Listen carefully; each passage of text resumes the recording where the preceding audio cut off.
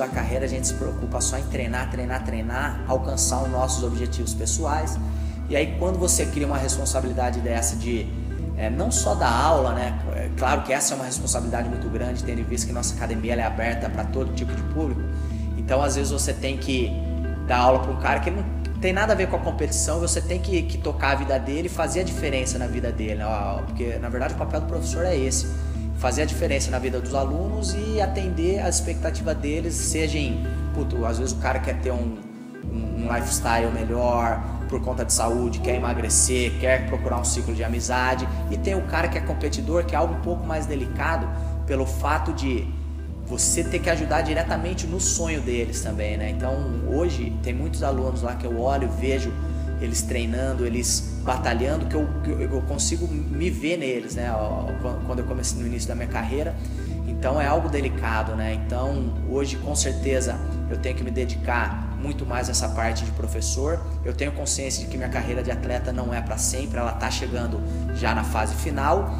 E esse vício, vamos dizer assim, que a gente tem, o atleta, de ganhar, é algo que isso aí não tem cura. É igual o alcoólatra, ele está 10 anos sem beber, ele não está curado. Se você botar um copo de pinga, ele vai beber e vai querer a garrafa. E o atleta ele é igual. Eu sei que esse vício ele não vai ser curado, e o que a gente tem que fazer é trocar um vício pelo outro. E o que eu estou tentando é trocar o vício das minhas vitórias pelas vitórias dos meus alunos, né? Então hoje a galera vai competir e se dá bem no campeonato e ganha. É uma realização também pessoal minha, né? Então eu me vejo nas vitórias deles, né? Então é algo bem legal, embora seja cansativo, e você se dedicar na vida de atleta e na vida de professor também, mas tem sido bacana. Vai ver, chega aqui, ó. A ideia é a seguinte: se você ficar sem a pressão, é exatamente o que ele vai fazer, né? Eu tô aqui, ó. O que você vai querer fazer é ficar abaixando minha perna. A ideia é eu fazer esse movimento aqui, ó. Baixa minha perna lá. Ó o teu cotovelo aberto, ó. Você entendeu?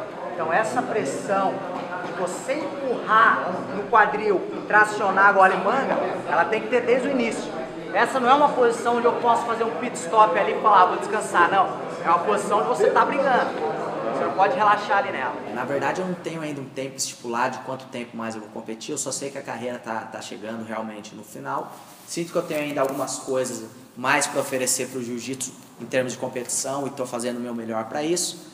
Tenho agora, né, vou lutar amanhã o Floripa Open para ganhar um ritmo, aí em seguida tem o Brasileiro de São Paulo, o Mundial, que é o objetivo maior.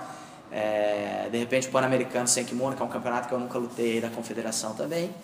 E vamos ver o que acontece, né, cara? Em termos de professor, eu quero também ter o sucesso que eu tive como atleta, como professor. Então tô trabalhando cada vez mais para melhorar a minha didática, melhorar a maneira de falar, a maneira de dar aula. Então tenho me dedicado bastante nesse ponto também.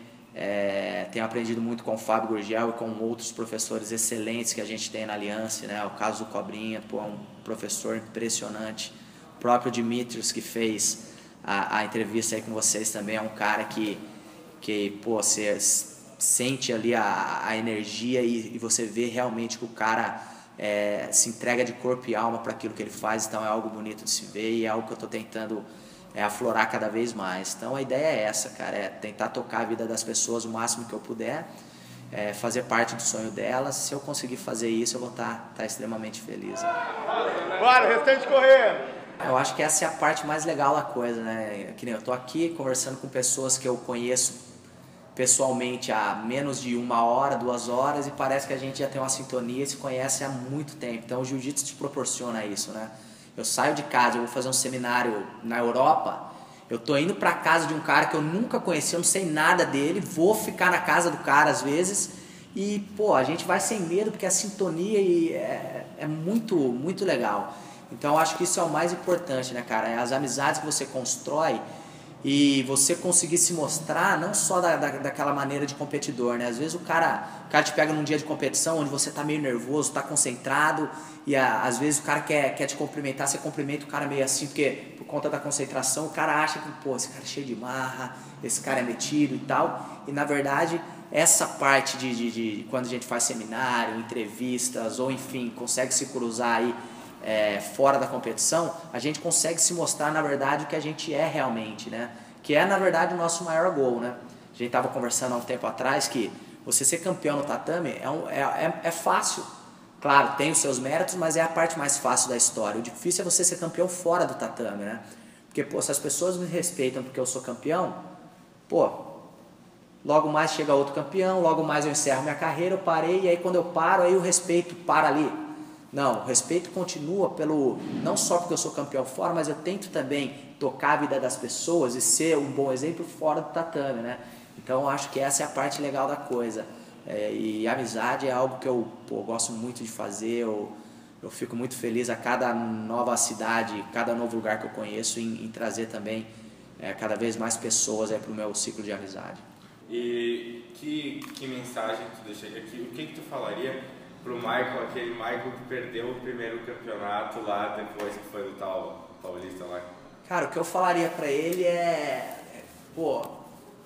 a única coisa você conseguiu, né, cara? Você conseguiu, você se dedicou, você abriu mão de várias coisas, não é fácil essa carreira de atleta, então muitas vezes meu aniversário da minha esposa, eu estava ausente, eu estava fora do país, eu estava treinando, eu estava em dieta, então foi tudo muito sacrificante, mas eu faria tudo de novo, né, cara? Então, na verdade,